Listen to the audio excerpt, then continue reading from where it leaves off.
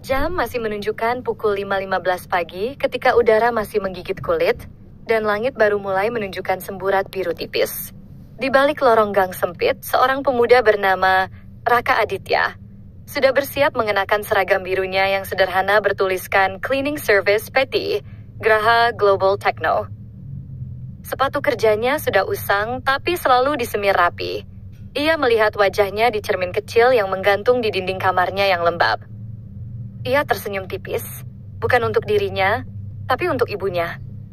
"Bu, Raka berangkat dulu ya," katanya pelan sambil memandangi ibunya yang sedang tidur dengan bantuan alat pernapasan.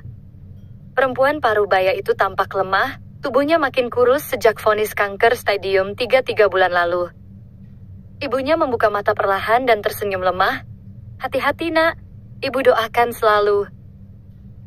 Setiap hari adalah pertarungan bagi Raka. Bukan hanya melawan lelah fisik, tapi juga rasa malu, cemas, dan kecewa terhadap dunia yang dulu ia percaya adil. Lulusan S1 Teknik Informatika dengan IPK 3,78 dari Universitas Negeri ternama. Kini bekerja membersihkan lantai, kaca, dan toilet. Tapi Raka tak pernah mengeluh. Gengsi bukan prioritasnya, ibunya adalah segalanya. Perusahaan tempat ia bekerja, PT Graha Global Techno, adalah perusahaan teknologi terkemuka di Jakarta yang memiliki gedung tinggi menjulang dengan interior mewah. Bagi Raka, gedung itu seperti istana, sekaligus penjara. Ia tahu betul, seharusnya ia berada di lantai atas sebagai karyawan bidang IT, bukan di basement tempat ia biasa makan siang di antara Pel atau Ember. Namun di tengah semua itu, ia bekerja dengan profesionalisme tinggi. Lantai selalu bersih, kaca bening seperti baru, dan wangi ruangan selalu dijaga. Tak jarang manajer atau staf menyapanya ramah karena melihat dedikasi yang tak main-main.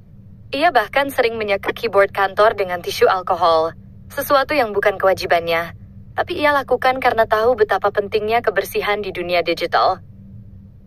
Suatu pagi yang cerah, jam menunjukkan pukul 6.50 ketika Raka mendapatkan instruksi melalui walkie-talkie dari koordinatornya. "Raka, kamu bersihkan ruangan direktur utama lantai 19. Dia baru mau datang jam 8 pagi, jadi kamu punya waktu sejam." "Siap, Pak," jawabnya cepat. Raka naik lift bersama troli kebersihannya. Di dalam lift yang berdinding kaca reflektif, ia menangkap pantulan dirinya.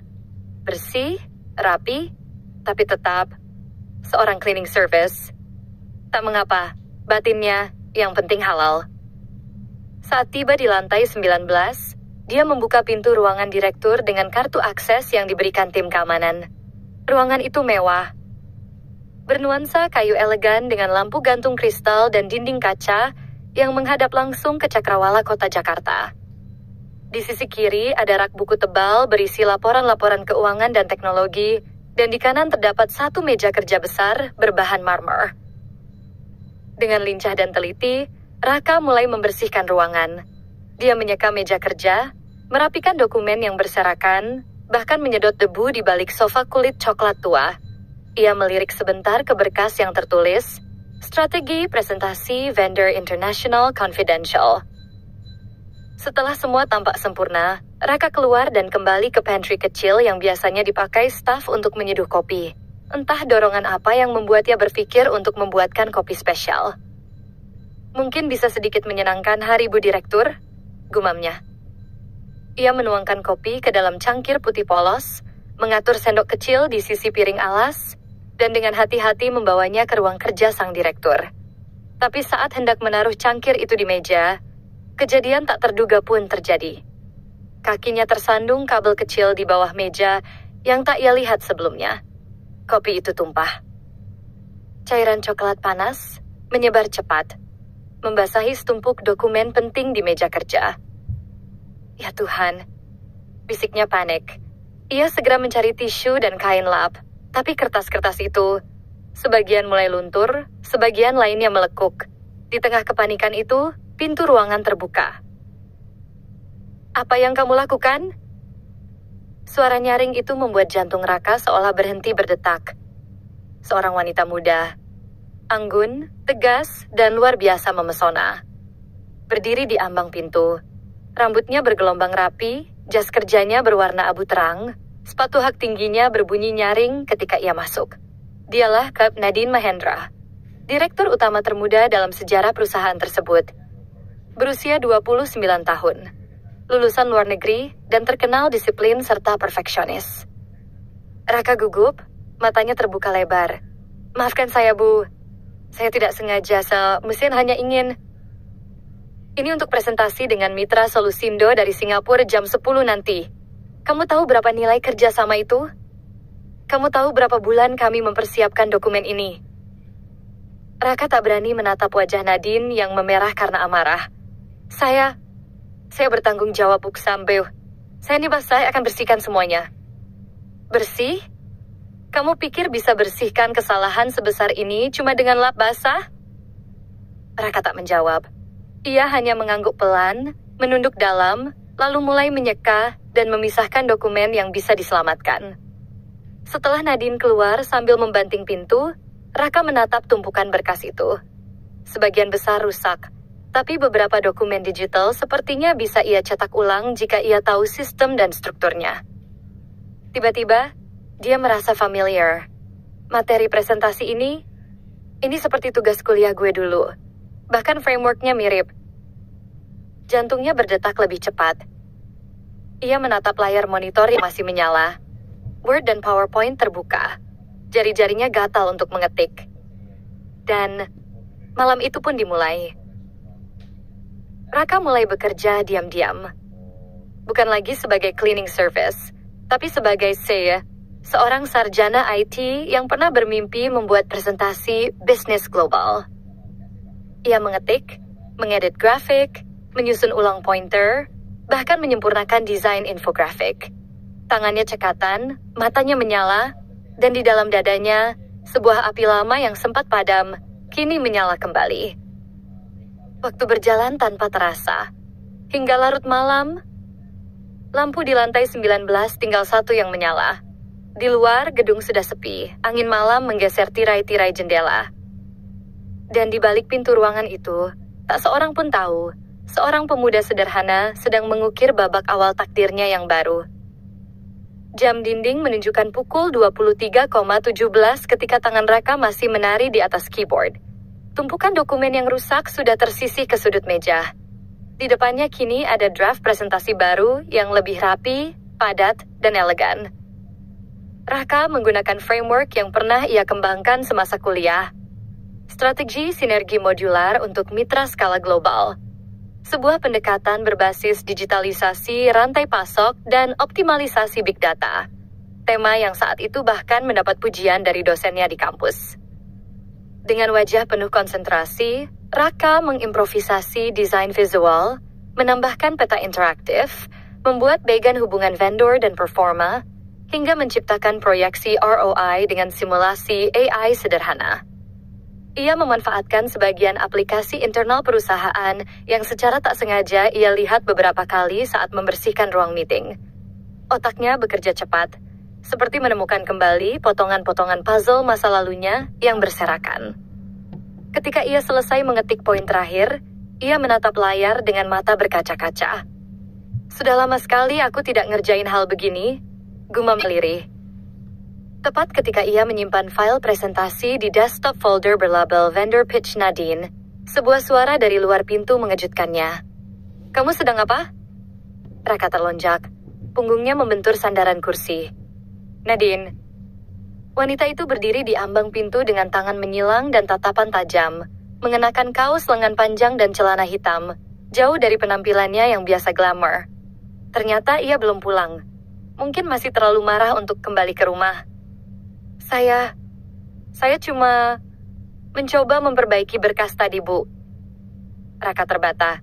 Saya tahu saya salah. Tapi saya lihat ada bagian-bagian yang familiar.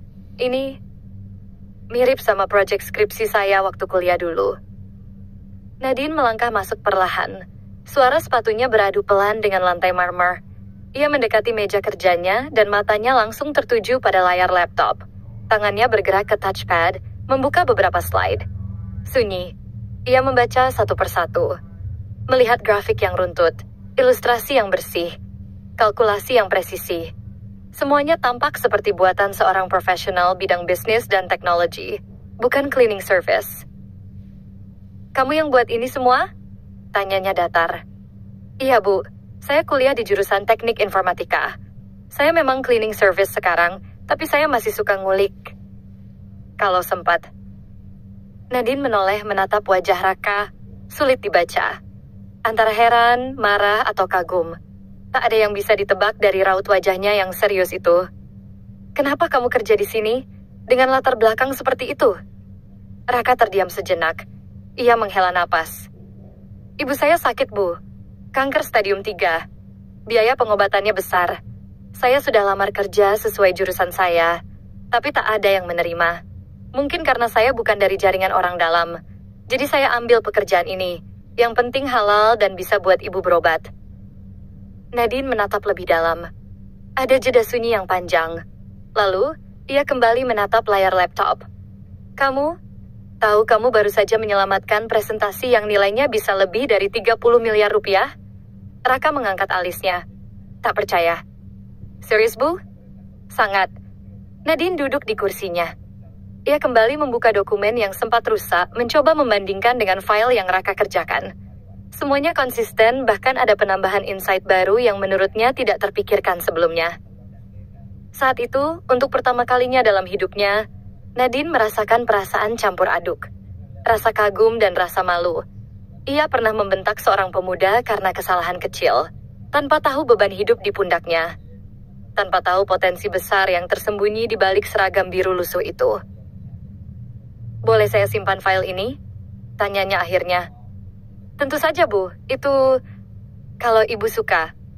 "Saya lebih dari suka." Malam itu mereka berdua diam sejenak. Tak ada yang banyak bicara. Tapi di antara kesunyian itu, benih-benih perubahan mulai tumbuh.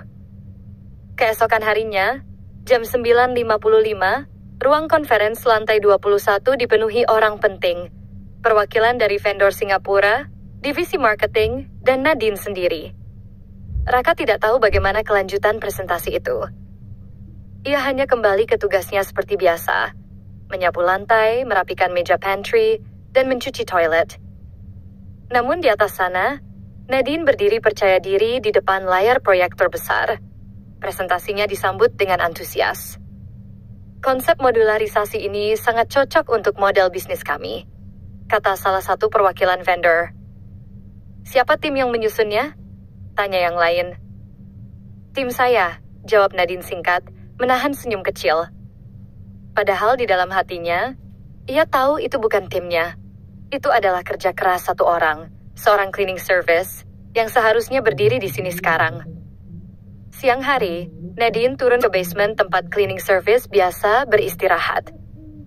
Semua yang ada di sana langsung berdiri gugup. Seorang direktur tidak biasa datang ke ruangan seperti ini. Nadine memandang ke arah Raka. "Mas Raka, ikut saya sebentar." Seluruh ruangan terdiam.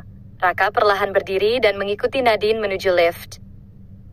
Sesampainya di lantai 19, Nadine membuka pintu ruangannya, mengeluarkan satu amplop, dan menyerahkannya pada Raka. "Itu bonus dari presentasi kemarin.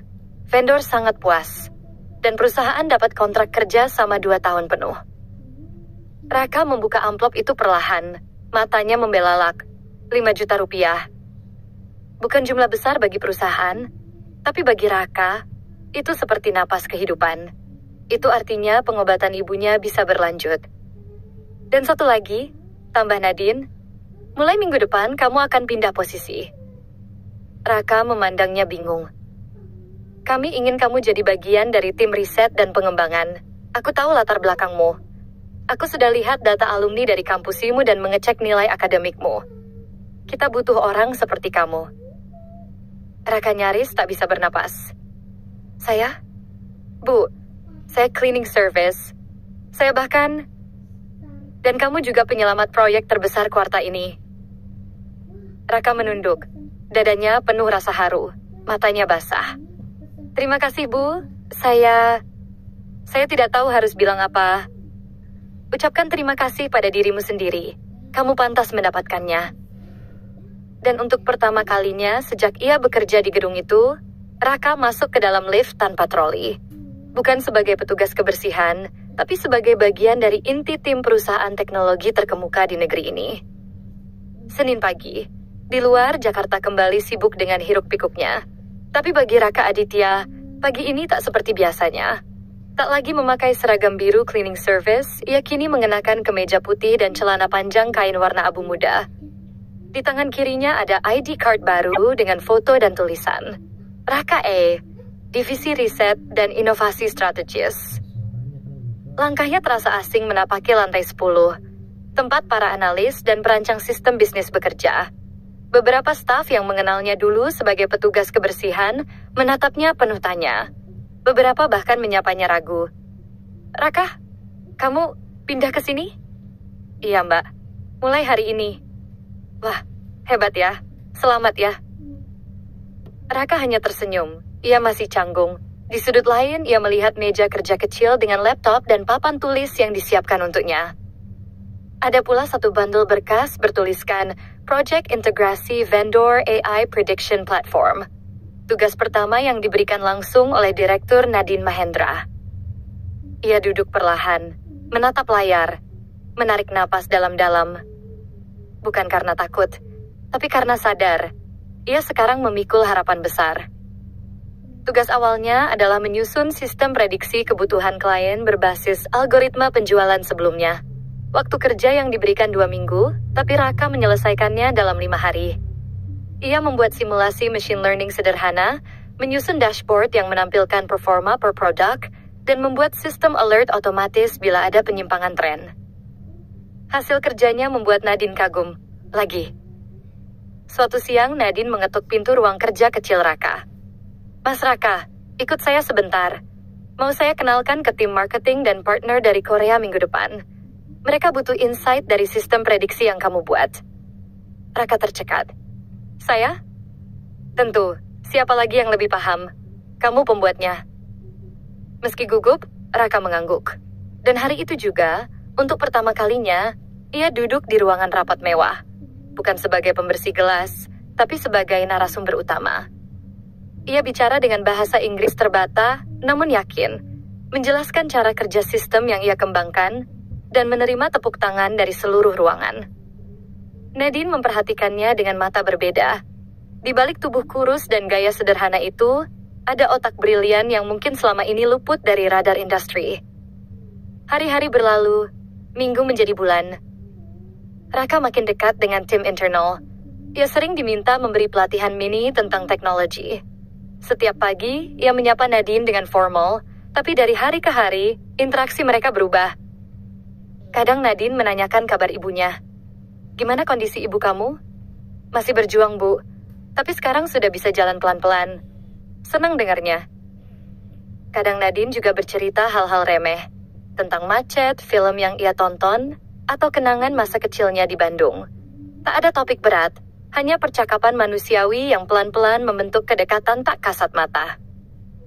Suatu sore setelah presentasi besar, Nadine dan Raka turun bersama ke lobi. Kamu nggak langsung pulang? Mau ke rumah sakit dulu, Bu. Bawa makanan kesukaan Ibu. Kamu selalu ingat hal-hal kecil ya? Karena hal kecil itu yang bikin orang bahagia. Nadine terdiam. Senyum muncul di wajahnya. Dalam hati, ia mulai menyadari ada sesuatu di dalam diri Raka yang berbeda dari pria lain yang pernah ia temui. Kesederhanaan yang tak dibuat-buat. Ketulusan yang konstan. Dan kejernihan hati yang mulai mengisi ruang-ruang kosong dalam dirinya.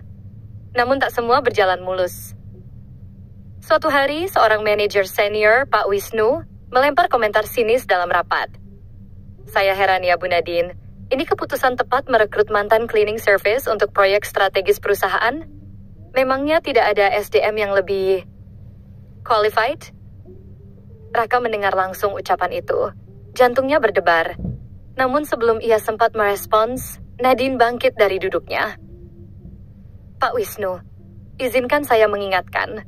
Nilai seseorang tidak diukur dari masa lalunya, tapi dari apa yang ia kontribusikan.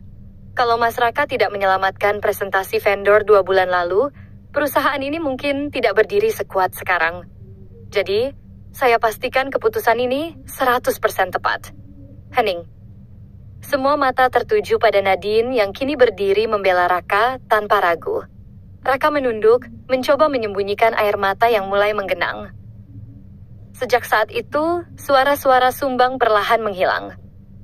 Beberapa minggu kemudian, Nadine mengajak Raka ikut dalam perjalanan bisnis ke Yogyakarta, menghadiri Forum Nasional Teknologi Inovatif. Perjalanan 2 hari itu menjadi titik balik hubungan mereka. Di tengah malam setelah acara, mereka duduk di balkon hotel, memandangi kota yang tenang. "Kamu tahu," kata Nadine pelan, "dulu aku berpikir orang sukses itu harus sempurna. Harus dari keluarga mapan, sekolah di luar negeri, punya koneksi." Raka mendengarkan, diam. "Tapi kamu menghancurkan semua teori itu. Kamu bikin aku sadar, kesuksesan bisa datang dari mana saja, termasuk dari balik pel dan kain lap." Raka tertawa pelan. "Saya juga belajar, Bu. Dulu saya pikir semua orang di atas sana sombong, tapi ternyata ada satu yang baik. Dan bahkan, terlalu baik." Nadine menoleh. Pandangan mereka bertemu. Untuk sesaat, tak ada yang bicara. Mata bertemu mata, hati bertemu hati. Waktu seolah berhenti. Setelah malam itu, hubungan mereka berubah. Tak hanya atasan dan bawahan, tapi dua manusia yang mulai saling mengenal lebih dalam, saling menghargai luka, saling menguatkan harapan. Raka pulang ke Jakarta dengan senyum yang tak biasa. Begitu pula Nadine. Cinta tanpa mereka sadari mulai tumbuh, perlahan, dalam, dan diam-diam. Kebahagiaan kadang datang tak terduga. Seperti pagi itu, saat Raka membuka pintu ruang rawat ibunya di Rumah Sakit Harapan Sehat, seorang perawat menyambutnya dengan senyum lebar. "Mas Raka, selamat ya. Hasil MRI ibu sudah keluar. Tumornya mengecil drastis. Respon kemoterapinya luar biasa." Raka terdiam, matanya membelalak, kemudian perlahan berkaca-kaca. "Serius, Mbak? Benar ini?" "Benar. Kalau tetap stabil seperti ini, dalam 2 bulan lagi mungkin ibu bisa pulih total." Ia masuk ke kamar, melihat ibunya duduk sambil membaca Yasin dengan pelan. Raka menghampiri, mencium tangan keriput itu, dan memeluk ibunya dengan erat. "Bu, Allah jawab doa kita." Ibunya tersenyum dengan air mata yang jatuh. "Anakku tidak pernah menyerah. Itu kunci kesembuhan ibu." Hari itu menjadi hari paling membahagiakan dalam hidup Raka. Setelah bertahun-tahun menanggung rasa lelah, malu, dan sedih sendirian, akhirnya ada cahaya terang di ujung jalan panjangnya. Di kantor, situasi juga kian membaik. Raka makin dipercaya memimpin proyek-proyek digitalisasi internal perusahaan. Ia merekomendasikan sistem pengelolaan gudang berbasis AI, membantu efisiensi biaya hingga 27% dalam 3 bulan. Tim manajemen terkesima. Bahkan investor asing mulai bertanya, siapa sebenarnya Raka Aditya ini? Tapi semua itu bukanlah yang paling menyentuh hatinya. Yang membuat Raka terus bersemangat datang ke kantor setiap pagi adalah satu hal. Nadine. Hubungan mereka, meski belum diungkapkan secara verbal, semakin dalam. Nadine kerap mengajak Raka makan siang bersama di rooftop gedung kantor. Obrolan mereka tak lagi hanya soal kerja, tapi tentang impian masa kecil, cita-cita yang belum tercapai, dan ketakutan paling pribadi. Suatu sore, Nadine bercerita pelan. "Ayahku ingin aku menikah dengan pengusaha sukses, seorang CEO muda dari Surabaya. Kami dijodohkan sejak aku kuliah. Tapi aku tidak pernah cinta." Raka terdiam. Ia merasa jantungnya bergetar, tapi ia hanya berkata pelan, "Lalu kamu ingin seperti apa, Bu?" Nadine tersenyum kecil. "Aku ingin mencintai seseorang bukan karena statusnya, tapi karena dia membuatku merasa cukup, diterima, bukan dinilai." Kata-kata itu menggetarkan hati Raka. Ia tak berani berharap, tapi mulai menyadari bahwa jarak di antara mereka perlahan memudar. Namun, hidup tak pernah sepenuhnya manis. Suatu hari, datang surat undangan dari kantor pusat grup induk perusahaan. Nadine akan diaudit. Ada laporan anonim yang menuduh bahwa ia telah menyalahgunakan wewenang dengan mempekerjakan orang tanpa proses rekrutmen resmi. Itu maksudnya saya? Tanya Raka di ruang kerja Nadine. Nadine mengangguk pelan. Matanya letih. Mereka mempertanyakan kenapa aku bisa angkat kamu langsung jadi penasihat. Mereka bilang aku tidak objektif. Bahkan, terlalu dekat secara personal. Raka merasakan sesuatu menghantam dadanya. Bu, kalau saya mundur, mungkin masalahnya selesai? Jangan pernah bilang itu. Nadine menatapnya tajam. Kamu di sini karena kamu layak, bukan karena kedekatan pribadi. Kalau mereka tak bisa terima itu, biar saya yang hadapi. Namun tekanan makin besar. Manajer-manajer senior yang merasa tersingkir karena kehadiran Raka mulai menebar isu. Mereka menyebut Nadine buta karena cinta. Bahkan ada yang menyarankan Dewan Direksi memeriksa hubungan keduanya secara pribadi. Hari-hari yang biasanya cerah, kini menjadi penuh tekanan. Nadine mulai jarang bicara. Raka kembali menyendiri. Namun di tengah badai itu, ada momen yang mengubah segalanya. Malam Jumat, selepas lembur, Raka memutuskan mengantar Nadine pulang. Ia tahu Nadine mulai kelelahan, terlalu sering menanggung semuanya sendiri. Di dalam mobil mereka tidak banyak bicara. Jakarta di malam hari tampak indah namun sunyi. Sesampainya di depan rumah Nadine, perempuan itu membuka pintu, tapi tidak langsung keluar. Ia menoleh. Wajahnya letih, tapi ada sesuatu di matanya yang tak bisa disembunyikan. Raka. Iya, Bu. Kalau nanti semuanya hancur, kalau aku kehilangan posisi ini, kamu tetap di sini? Raka menatap matanya dalam-dalam. Saya di sini bukan karena posisi ibu. Saya di sini karena saya percaya pada ibu. Dari awal, air mata Nadine jatuh. Perlahan, tanpa suara. Untuk pertama kalinya, Raka menggenggam tangan wanita itu. Tak ada kalimat cinta yang diucapkan malam itu. Tapi dari genggaman itu mereka tahu. Perasaan mereka sudah bukan sekadar kagum atau hormat. Itu cinta. Pekan berikutnya, audit berjalan ketat. Namun Nadine hadir dengan bukti-bukti jelas. Performa Raka, laporan kinerja proyek, dan data efisiensi perusahaan. Ia bicara dengan tegas, tanpa ragu. Saya memang merekrut Raka Aditya tanpa proses konvensional. Tapi lihat hasilnya. Sistem digital kita 40% lebih efisien. Presentasi yang ia buat membuat perusahaan mendapat kontrak besar. Apakah kita akan membuang orang seperti itu hanya karena latar belakang masa lalunya? Rapat hening. Beberapa hari kemudian, keputusan turun. Nadine dinyatakan bebas dari tuduhan penyalahgunaan wewenang. Raka lega, tapi lebih dari itu, dia tahu bahwa ini bukan hanya soal pekerjaan. Ini tentang dua hati yang diuji. Tentang cinta yang diam-diam tumbuh di tengah struktur perusahaan yang dingin. Tentang keberanian dua orang dari dunia berbeda untuk melawan stigma, fitnah, dan keraguan. Suatu sore yang cerah, Raka berdiri di rooftop kantor, memandangi langit. Langkah Nadine mendekat. Ia berdiri di sampingnya, lalu berkata pelan, "Kita sudah melewati banyak hal ya?" "Iya, Bu." "Masih panggil saya Bu?" Raka menoleh. Nadine tersenyum. "Nadine?" "Iya." "Kalau nanti aku melamar kamu, kamu tolak gak?" Nadine menatapnya lama, lalu menggeleng pelan. "Tidak." Sebulan setelah hari itu, Jakarta sedang diguyur hujan deras. Gedung-gedung tinggi tertutup kabut. Jalanan padat dan klakson bersahut-sahutan. Namun di salah satu kafe rooftop yang hangat dan tenang, Raka Aditya sedang berdiri di hadapan Nadine Mahendra. Ia tidak memakai jas, hanya kemeja putih dan celana gelap, sederhana seperti biasanya. Tapi di matanya ada sinar berbeda. Kali ini ia tidak membawa berkas, tidak juga proposal project. Tapi membawa kotak kecil beludru hitam. "Nadine," suaranya bergetar. "Aku mungkin bukan siapa-siapa waktu masuk ke hidup kamu. Bahkan saat pertama kali aku injakan kaki di lantai kantor ini, aku cuma pemuda yang bawa ember pel dan sabun." Nadine menatapnya. Senyum hangat menghiasi wajahnya. Tapi kamu, tanpa sadar sudah jadi rumah buat semua bagian diriku yang selama ini aku sembunyikan.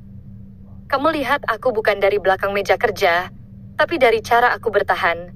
Dan aku lihat, kamu bukan dari jabatanmu, tapi dari hatimu yang penuh keberanian. Raka membuka kotak kecil itu.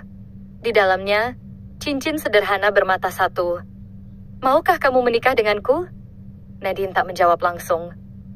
Ia menatap mata Raka lama sekali. Dan akhirnya, perlahan-lahan mengangguk. Aku tidak hanya mau, aku sudah menunggu. Mereka berpelukan. Di balik dinding kaca yang penuh embun, kilat menyambar langit Jakarta. Tapi di antara dua insan itu, hanya ada kehangatan yang tak tergantikan. 3 bulan kemudian, seluruh lantai 21 Peti Graha Global Techno dihias dengan bunga putih dan biru. Acara pernikahan Nadine dan Raka digelar di sana, tempat kisah mereka bermula. Tidak di ballroom hotel mewah, tapi di tempat yang menyimpan ribuan kenangan. Para tamu berdatangan, investor, staff, rekan bisnis dari luar negeri, bahkan beberapa tamu dari masa lalu Raka, teman kos, dosen pembimbing skripsi, dan tentu saja, ibunya yang kini sudah jauh lebih sehat dan bisa berdiri dengan anggun mengenakan kebaya. Semua orang terharu. Ada yang tak percaya, ada yang mengusap air mata, termasuk para cleaning service yang dulu pernah satu tim dengan Raka. Mereka berdiri paling depan, melihat teman shift mereka kini menjadi pengantin pria. Nadine mengenakan gaun putih elegan, bukan berkilau tapi penuh makna. Ia berjalan dengan langkah yakin diiringi senyum. Raka berdiri di altar kecil yang disusun dari meja rapat kantor yang dihias. Di antara bunga-bunga, mereka mengucap janji. Aku memilihmu, bukan karena masa lalumu, tapi karena cara kamu mencintai tanpa syarat. Dan aku memilihmu, karena kamu melihat aku bukan dari jabatan, tapi dari perjuangan. Tepuk tangan menggema, bunga-bunga beterbangan. Dan cinta dua dunia yang dulu seperti langit dan bumi, kini bertemu dan bersatu. Setelah pernikahan, banyak hal berubah, dan banyak pula yang tidak. Raka tak langsung mengambil jabatan tinggi. Ia tetap meminta untuk belajar dari bawah. Masuk ke tim strategi bisnis, mengikuti pelatihan lanjutan di luar negeri, dan membangun sistem pemetaan SDM internal agar perusahaan bisa menjangkau talenta-talenta tersembunyi seperti dirinya. Jangan ada Raka lain yang harus bawa pel dulu buat diakui, katanya dalam salah satu forum internal. Ia mendirikan inisiatif baru, Jendela Kesempatan. Program perekrutan terbuka untuk anak-anak muda dari latar belakang sederhana, lulusan daerah hingga mantan pekerja informal. Nadine mendukung sepenuhnya. 1 tahun setelah pernikahan mereka, PT Graha Global Techno mencatat lonjakan laba bersih tertinggi sepanjang sejarah. Program digitalisasi yang dikembangkan, Raka bersama timnya, sukses diimplementasikan di 7 anak perusahaan. Nadine, ia memutuskan untuk fokus pada pengembangan global dan meninggalkan kursi direktur utama. Jabatan itu ia berikan pada dewan baru yang ia latih sendiri. Ia memilih menjadi mentor, pembicara, dan penulis. Ia menulis buku berjudul Cinta, Kopi, dan Kesempatan.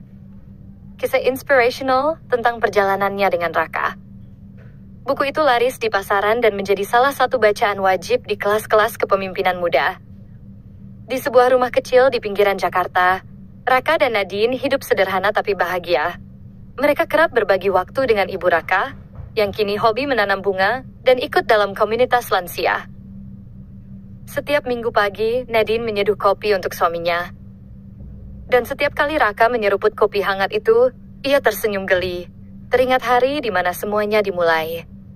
Dengan secangkir kopi yang tumpah dan membasahi berkas seorang direktur yang kini menjadi istrinya.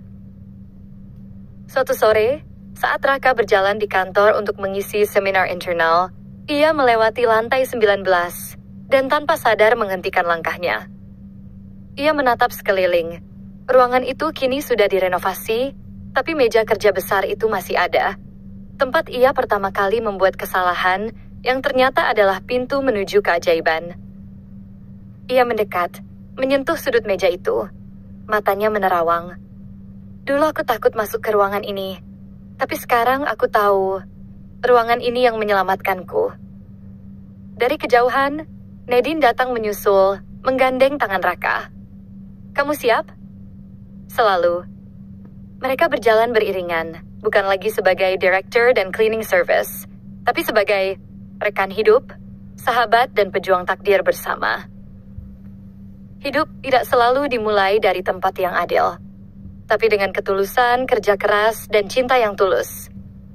Bahkan seorang pemuda biasa pun bisa mengguncang dunia yang mengabaikannya.